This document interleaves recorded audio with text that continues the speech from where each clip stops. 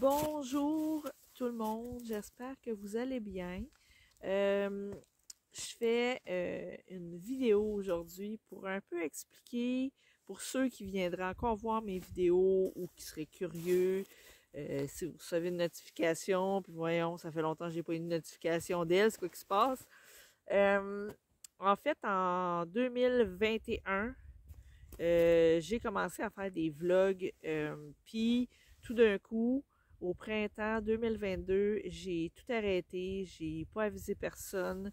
Et puis dans le fond, ce qui est arrivé, c'est que j'ai eu un projet qui est arrivé tout d'un coup, un projet de vie. Et puis j'avais besoin de tout mon temps, mon énergie. Puis faire des vidéos YouTube, ça demande du temps, beaucoup de temps. Beaucoup de temps, de l'énergie. Et je travaillais au travers de ça à un emploi à ce moment-là. Non, c'est pas vrai, je travaillais à 2 endroits à ce moment-là, je m'excuse. Et puis, c'est ça. Donc, ce qui a fait que j'ai arrêté du jour au lendemain, ne sachant pas quand est-ce que je referais des vidéos. Alors, aujourd'hui, nous sommes le 26 février 2025. Il s'est passé beaucoup de choses. Au moment où je faisais les vidéos, je me trouvais dans le Bas-Saint-Laurent et au Québec. Et puis, mon projet a été d'aller faire ma vie en Alberta. Et puis, j'ai quitté pour l'Alberta le 11 octobre, je crois. Le 10 octobre ou le 11 octobre 2022 pour une grande aventure. J'ai tout vendu ce que je possédais, tout ce qui me restait en rentrant dans ma voiture. Et je suis partie avec ma voiture et mes 2 chats lousses dans l'auto qui n'étaient pas habitués, mais je me disais, je peux pas les mettre en cage et tout ça. Fait que la voiture bien pactée, j'ai quitté et j'ai fait 6 jours de route dans des hôtels Airbnb pour me rendre en Alberta. Et je suis arrivée là-bas et ça n'a pas été très long que rapidement, je pourrais pas vous dire à quel moment, je me suis trouvé un emploi rapidement, mais à temps partiel. Et en fait, ça n'a pas fonctionné l'Alberta. Grosso modo, je vais vous dire, j'ai pas choisi le bon endroit à cause que je croyais prendre une formation qui était dans la région d'Edmonton, mais j'étais pas du tout attirée par cet endroit-là. Je voulais plus aller dans la région de Calgary, aux alentours. Et puis, ben, ça a fait que ça n'a pas fonctionné. J'ai eu beau, j'ai cherché de l'emploi, je me suis fait aider par différents entreprises qui aidaient pour au niveau des curriculum vitae, des entrevues et tout ça. Et puis, au bout de 7 mois, j'ai failli être sans abri. À 49 ans, j'ai failli être sans abri. Et puis, ça a été très difficile, très difficile. J'ai vécu différentes choses où j'habitais. Ça me convenait pas, mais vraiment pas. J'avais des difficultés, des grosses angoisses et tout ça. Et durant la période où j'étais là-bas, j'étais sur un groupe Facebook où j'ai rencontré une autre Québécoise qui était, elle, au Yukon depuis quelques années, disons. Je pense que ça faisait à ce moment-là peut-être 4 ans qu'elle était là-bas. Et puis, en jasant avec elle, j'essayais de voir, parce que là, je savais plus. Colombie-Britannique m'a toujours attirée, mais j'étais pas prête et tout ça. Puis finalement, il y a un moment donné, je dis là, ça suffit parce que je revivais le jour de la marmotte à chaque mois, quand venait le temps de payer le loyer. Et puis, j'ai réussi avec mon retour d'impôt, quand j'ai eu mon retour d'impôt, après avoir eu plusieurs discussions avec cette femme-là, après avoir pris des informations au niveau du Yukon, ben je me suis sauvée. Pas vrai, je me suis sauvé la vie au Yukon, mais j'ai pas parti, j'ai tout réglé mes choses avant de partir. Là, je me suis pas sauvée, mais j'ai l'habitude de dire que je me suis sauvée au Yukon, je me suis sauvé la vie au Yukon. Alors, ça m'a pris 4 jours de route, encore avec mes 2 minous. Et puis à partir de là, ça a bien été. Ça a vraiment bien été. Ça a été tout un autre monde, complètement différent de l'Alberta. Pour trouver un emploi, c'était très facile. Ça a été merveilleux. J'ai vraiment aimé ça. J'ai aimé l'expérience. Mais je me suis rapidement rendu compte que je croyais pas que c'était fait pour moi. Après quelques mois, j'ai fait, je pense pas que je suis faite pour être ici tout le temps. Fait que, au travers de tout ça, il était prévu que le 30 novembre, je devais déménager. J'avais trouvé une petite cabine off-grid, là. Pas d'eau courante, sans électricité. J'avais un panneau solaire et une petite batterie juste pour mon cellulaire et mon laptop. Et puis, tout allait bien. Il me restait à me trouver un endroit si je voulais rester plus longtemps. Je trouvais rien. Puis, au travers de tout ça, ça allait encore bien à ce moment-là. En fait, ça allait très, très bien à ce moment-là. Puis, le 2 septembre 2023, j'ai perdu mon chat Léo. J'avais 2 minous. J'avais ma vieille minoune à ce moment-là, elle devait avoir 11 ou 12 ans.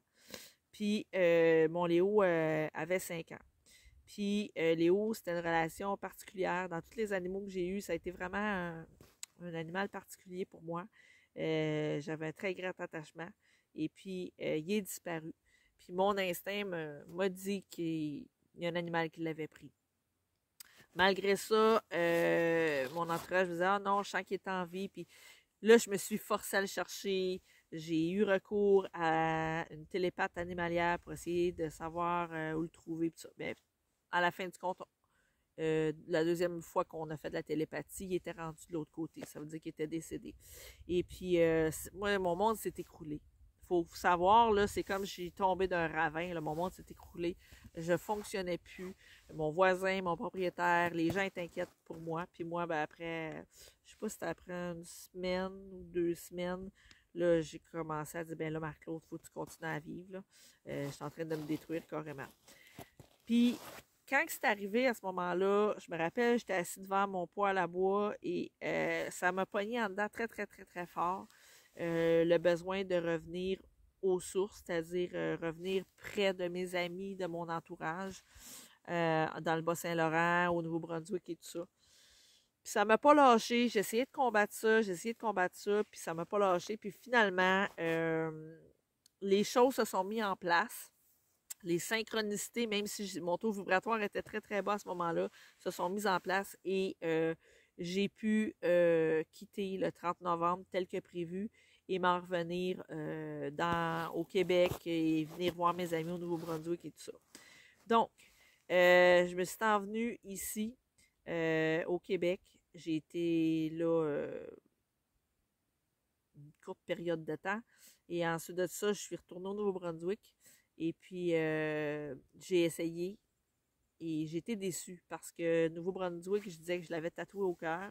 Et il y a eu beaucoup de changements depuis mon départ du Nouveau-Brunswick en 2020. Et j'ai été beaucoup déçue. Et c'était excessivement cher. La nourriture, les loyers, partout au Canada, c'est cher, mais là, c'était plus cher que dans l'Ouest. Alors, j'ai fait, c'est un non-sens parce que le Nouveau-Brunswick était la province la moins chère avant. Ça a tout le temps été ça. C'était la moins chère où vivre au Canada. Et là, c'est rendu complètement n'importe quoi. Et puis, j'ai eu un bon emploi. Moi, j'ai retourné chez mon ancien employeur. Mon ancienne cliente m'a redemandé. Et puis, après une couple de mois, j'ai dit, dès qu'il arrive quelque chose à ma cliente pour qu'elle décède, qu'elle rentre à l'hôpital ou peu importe ce qui arrivera, moi, j'ai dit, ben, je m'en retourne dans l'Ouest. Mais dans ma tête, je savais que je voulais venir passer un peu de temps au Québec près de mes proches. Et j'avais besoin d'une réorientation de carrière. J'ai fait beaucoup de cheminement en développement personnel depuis 2022. Et j'avais des rêves et tout ça. Encore, j'en ai toujours et puis c'est correct d'en avoir. Mais tout ça pour dire que la vie encore, les synchronicités se sont mises en place beaucoup plus rapidement que je ne le pensais. Et puis, me voilà de retour ici et je ne vais pas rester éternellement. Je prévois de m'en retourner au printemps dans l'Ouest. Donc, je vais donner une deuxième chance à l'Alberta. Je vais retourner au Yukon dans l'été. Et ensuite, au travers du printemps et de l'automne, je vais aller découvrir des régions de la Colombie-Britannique que je n'ai pas pu découvrir encore.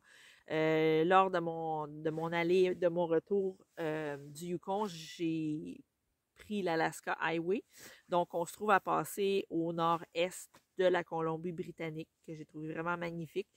Et je connais d'autres parties de la Colombie-Britannique parce que j'ai fait beaucoup de recherches et que je suis des YouTubers qui sont sur l'île de Vancouver et tout ça. Alors, cette province m'appelle profondément depuis de nombreuses années, mais avant d'aller m'installer, j'ai besoin de découvrir. Alors, je m'enligne pour retourner en Alberta, mais près de la frontière pour pouvoir y avoir plus facilement accès. Et quand je venais voir ma famille, bien, prendre un billet d'avion, ce ne sera pas compliqué.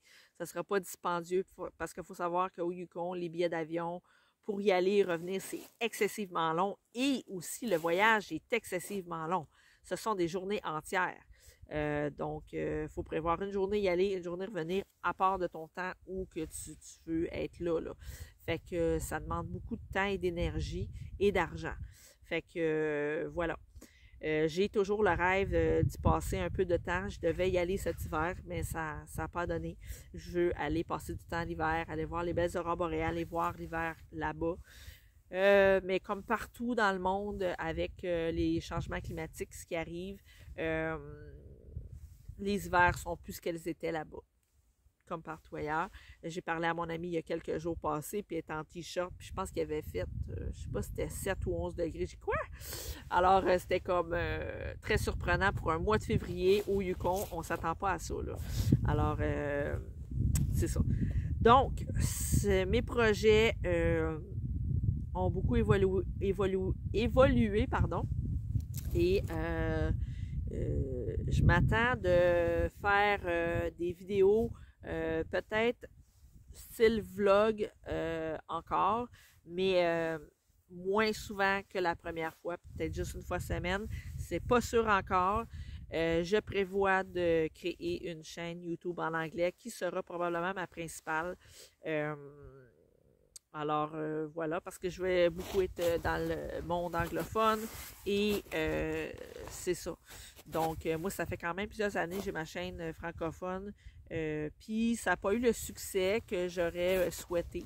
J'ai essayé différentes choses, ça n'a pas fonctionné.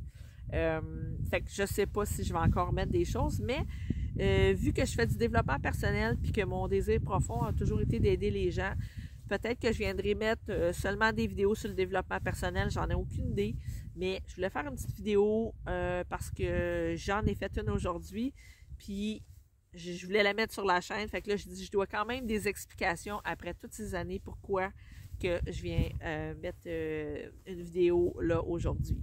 Alors voilà, et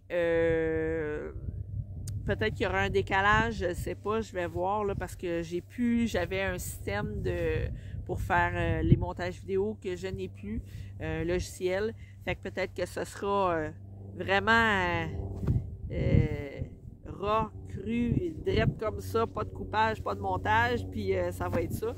Et puis, c'est ça. Fait que je veux partager le développement personnel pour pouvoir aider le plus de gens possible à évoluer et grandir et vivre leur vie à la hauteur de leur plus grand désir et être pleinement heureux dans leur vie.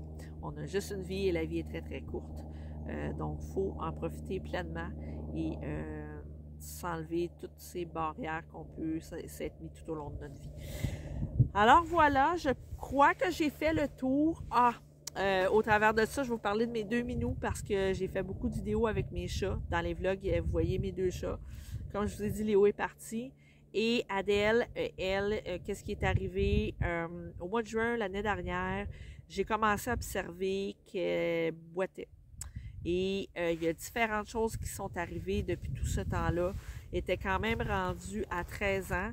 Et dans les derniers temps que je l'ai eu, parce qu'il faut savoir que je l'ai fait euthanasier en novembre, avant de venir ici, parce qu'elle souffrait. Elle avait beaucoup de souffrance et quand j'étais chez le vétérinaire, elle m'a dit, ben, elle fait de l'arthrose et tout ça, mais quand elle se revirait ou qu'elle essayait de se lever, elle faisait même, tu sais, excusez, là, mais c'est comme ça, ça y faisait mal. Puis elle boitait, puis tout ça.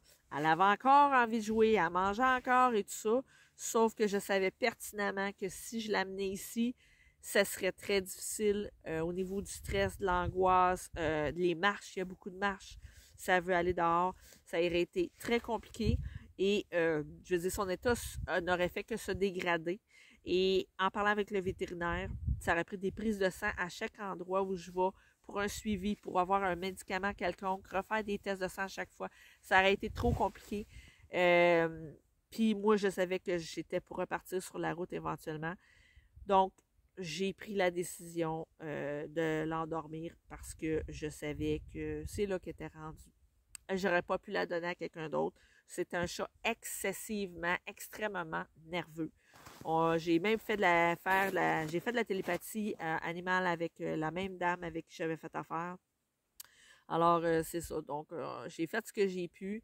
Puis aujourd'hui, j'ai malheureusement plus d'animaux et ça me manque énormément. J'ai une émotion qui me vient, mais ça me manque énormément d'avoir surtout un chat comme mon Léo. Adèle était beaucoup plus froide, mais Léo était très, très, très affectueux.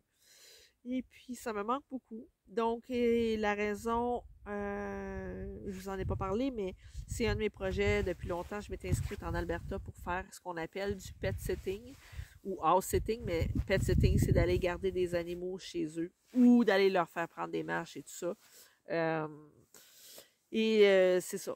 Fait que je me suis inscrite là-dessus et j'ai le projet d'en faire dans un futur proche peut-être, si les circonstances le permettent. Alors voilà. Donc pour l'instant, je préfère ne pas en avoir à cause que ma vie est toujours instable et parce que je le veux que ce soit comme ça.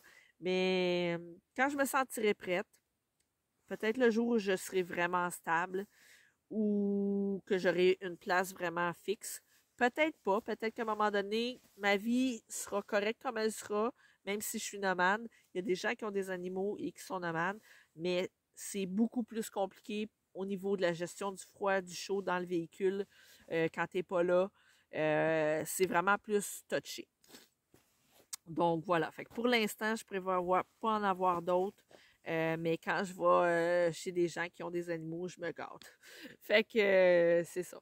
Alors voilà, je pense que j'ai fait le tour. Je vous souhaite une bonne journée. Et si jamais vous avez envie vous avez besoin d'aide au niveau du développement personnel, je peux certainement vous aider. Et moi, ce que je m'attends, c'est de vraiment faire des vidéos sur le développement personnel, comme la vidéo que je vais mettre suite à celle-ci. Peut-être pas dans la même journée. Et puis, c'est ça. Vous mettrez vos commentaires et je viendrai y répondre et je vais faire de mon mieux pour vous aider. Mais au travers de mes vidéos, pardon, je souhaite aider les gens. Ça va être un don du cœur au vôtre, un don de soi. Et puis, il n'y a pas d'échange monétaire, il n'y a pas.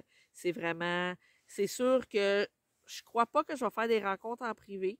Je veux juste pouvoir peut-être échanger au niveau des commentaires, mais moi, je veux commencer comme ça. Si je décide de le faire, ben ça sera. Je vous mets des vidéos, puis à partir de là, ça vous instruit. Vous pouvez faire des recherches, je peux vous faire des recommandations de sites ou de livres ou de différentes choses. Alors, une chose à la fois.